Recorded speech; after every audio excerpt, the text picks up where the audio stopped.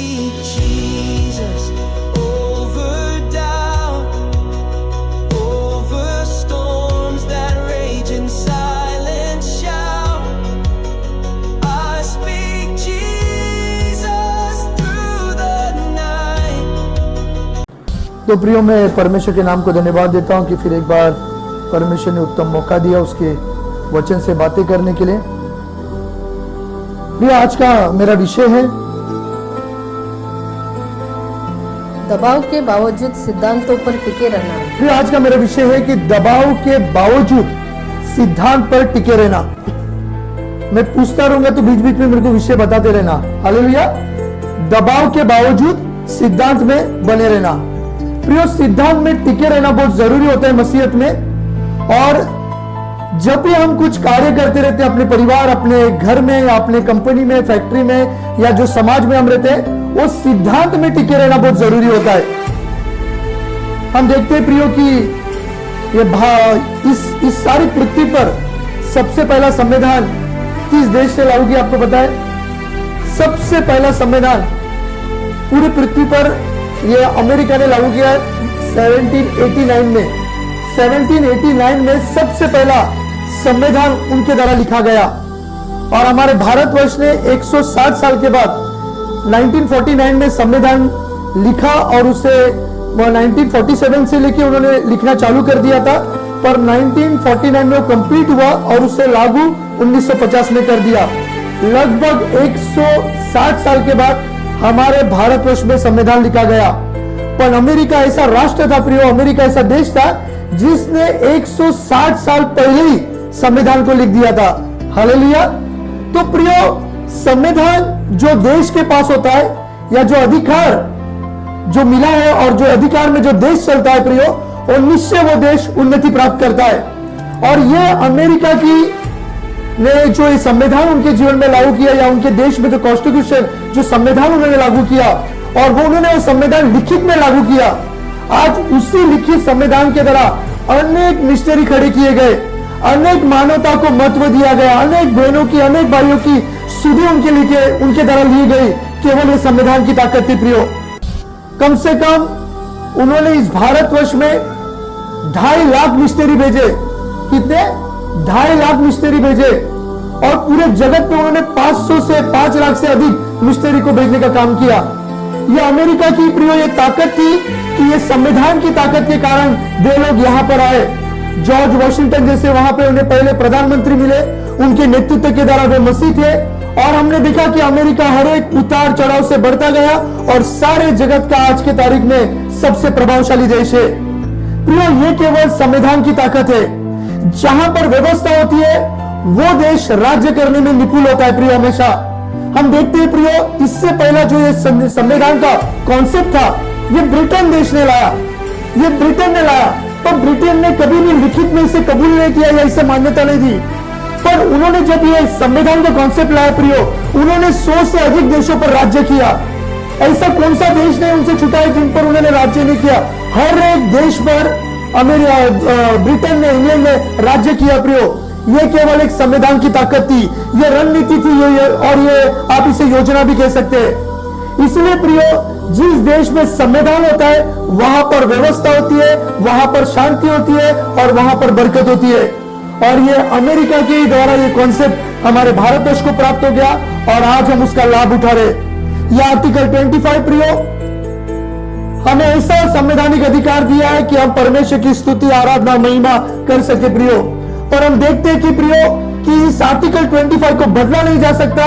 इससे हम देखते हैं कि नाना प्रकार के ऐसे बिल लाए जा रहे कि जिसके द्वारा उन बातों पर दबाव और हमें प्रचार के लिए या हमें मसीह जीवन में परेशानी उत्पन्न हो, ऐसी बातों को हम आने वाले दिनों में देख रहे।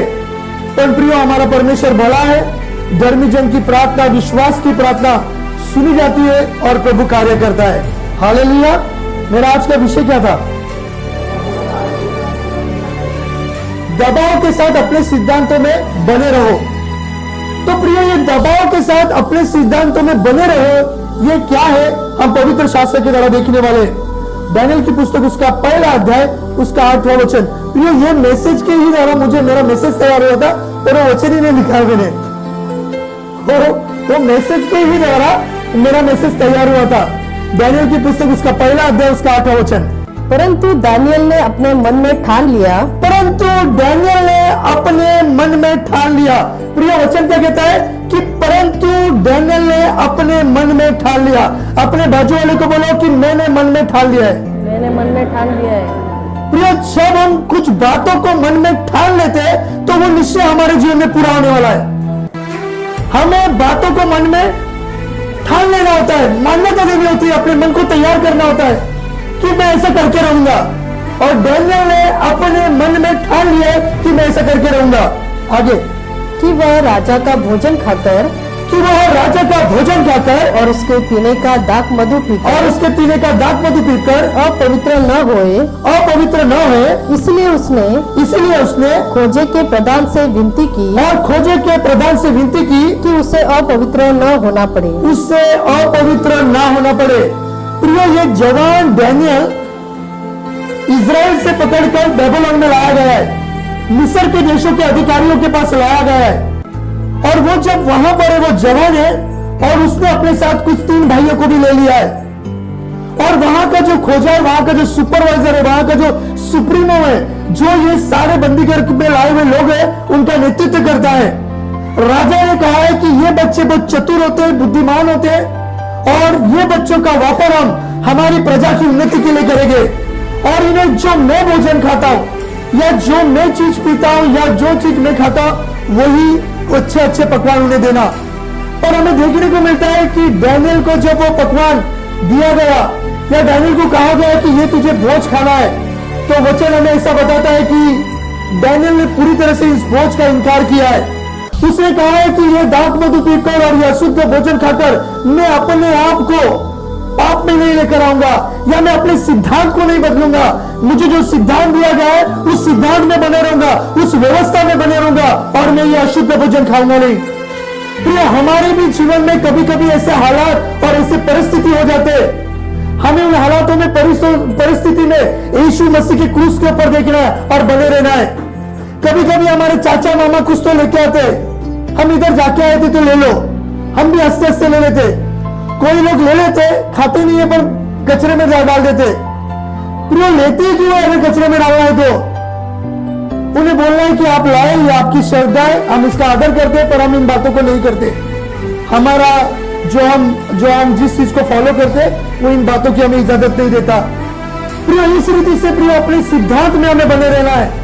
और दानियल इन बातों में अत्यंत चतुर था और दानियल इन बातों में पूरी तरह से ताकत और सामर्थ्य के साथ खड़ा रहा। और उससे राजा से उसने वहां की खोजा से कहा कि मैं इस प्रकार के भोजन को नहीं खाऊंगा। प्रिय, हमारे भी जीवन में नाना प्रकार की ऐसी बातें परेशानी होती रहेगी, पर प्रिय हमें अपने विश्वास में बना रहना है। ऐसी बातों में अपने आप को प्रिय अपने आप का इनकार करना है और यीशु मसीह के क्रूस की ओर देखना है। ज्यादा आप रिलेशन मेंटेन करने जाएंगे, आपका परमेश्वर के राज्य में प्रवेश नहीं हो पाएगा। जिस रीति से परमेश्वर की दासी ने बताया कि मैं 14 साल से मसीह में हूं और एक ब्राह्मण परिवार से आई हूं और मेरे जीवन में काफी उतार चढ़ाव है और उनकी पारिवारिक समस्या भी है, पर उनके बावजूद भी उन्होंने निर्णय लिया कि वे यीशु के क्रूस के पीछे चलेगी। प्रिय, यीशु के क्रूस के पीछे चलना ही हमें एक अनंत काल का जीवन देने वाला है। ये 70 साल के जीवन में हमारे जीवन में नाना प्रकार की परेशानी होगी, परिस्थितियां होगी, पर यह बातें मायने नहीं रखता। प्रियो, हमारे लिए एक बात मायने रखता है, वो है अनंत काल का जीवन। और उस अनंत काल के जीवन में प्रवेश करने के लिए प्रभु ने आपको और मुझे चुना है। प्रियो, इसलिए प्रियो हमेशा हमें उस सिद्धांत में बने रहने की जरूरत है। जब हम उस सिद्धांत में बने रहेंगे, प्रभु निश्चय हमारा इस्तेमाल करेगा। हम यीशु मसीह के बारे में देखते हैं प्रियो, लूका की पुस्तक उसके 4 अध्याय में यीशु मसीह उपवास में था और उसने उपवास के साथ उसने अपनी सेविकाई की शुरुआत की है। पर जब उसका उपवास खत्म हो गया तो उसके जीवन में चैलेंजेस भी आए। हम पहला वचन पढ़ते। फिर यीशु पवित्र आत्मा से भरा हुआ यरदन से लौटा और 40 दिन तक आत्मा के सिखाने से जंगल में फिरता रहा। वचन क्या कहता है? वो 40 दिन तक आत्मा से सिखाने से जंगल में फिरता रहा। मतलब वो अपनी सेविकाई को 40 दिन की पूरी कर चुका है और वो 40 दिन तक क्या कर रहा था?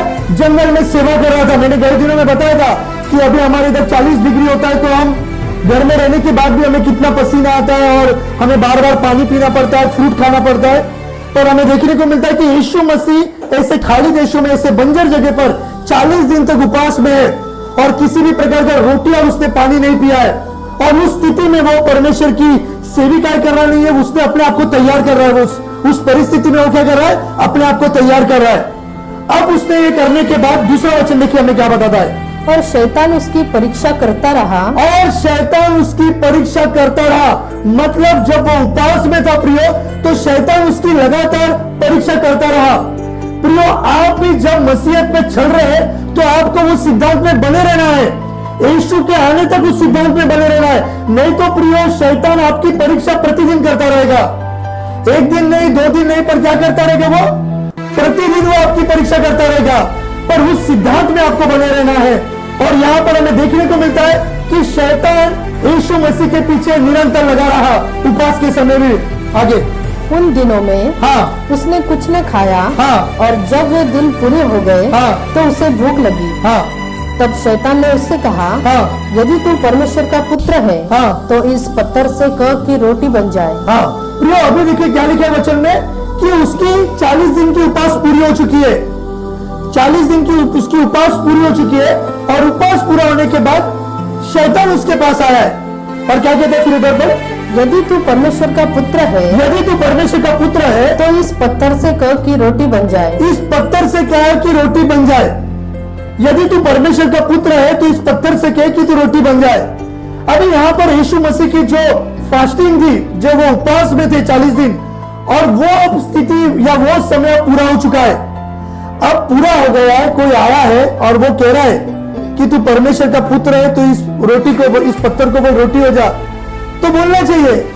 हमें बोलता हो जाएगा, क्योंकि अब वो उस उपवास से बाहर आ चुका है। उसकी उपवास 40 दिन की पूरी हो चुकी है और 40 दिन के पूरे होने के बाद शैतान आकर यीशु मसीह से बातचीत कर रहा है, यदि तू सच में मनुष्य का पुत्र है तो इस पत्थर से क्या रोटी हो जा। ठीक है, अगर मुझे कहता था हाँ, मैं बोलता है यीशु के पिता के नाम से पत्थर रोटी हो जा, क्या फर्क पड़ता है? क्या फर्क पड़ता है? 40 दिन का उपवास था, उसमें टेम्पटेशन था, 40 दिन में सता हुआ, पर उसने उपवास तोड़ा नहीं है। अभी उपवास पूरा हो चुका है, क्या फर्क पड़ता है? फिर वो फर्क ये पड़ता है कि हमसे कौन बात कर रहा है। हालेलुया, हमसे कौन बात कर रहा है, हमें कौन चेतावनी दे रहा है, कौन हमें बता रहा है कि तू परमेश्वर का पुत्र है। यीशु मसीह को पता नहीं है कि वो परमेश्वर का पुत्र है। प्रिय, हमें सिद्धांत में बने रहना है, परमेश्वर की सिद्धांत में बने रहना है। और यीशु मसीह अपने पिता के सिद्धांत में बना रहा। उसने कहा नहीं कि हाँ ठीक है, मैं कहता हूं कि ये रोटी बन जाए, वो सिद्धांत में बना रहा। प्रिय, हमसे भी कौन लोग बातचीत करते, ये हमें समझने की जरूरत है। उपवास से बाहर आने के बाद ही प्रियो हमारी सेविका की शुरुआत होती है। जैसे यीशु मसीह उपवास से बाहर आया, उसकी सेविका की शुरुआत हो गई है। और सबसे पहले शैतान ने आके उसकी आइडेंटिटी के बारे में उसे बताया है कि यदि तू सच में मनुष्य का पुत्र है, परमेश्वर का पुत्र है, तो तू कह इस पत्थर से कि रोटी बन जाए। और यीशु ने उत्तर क्या दिया है?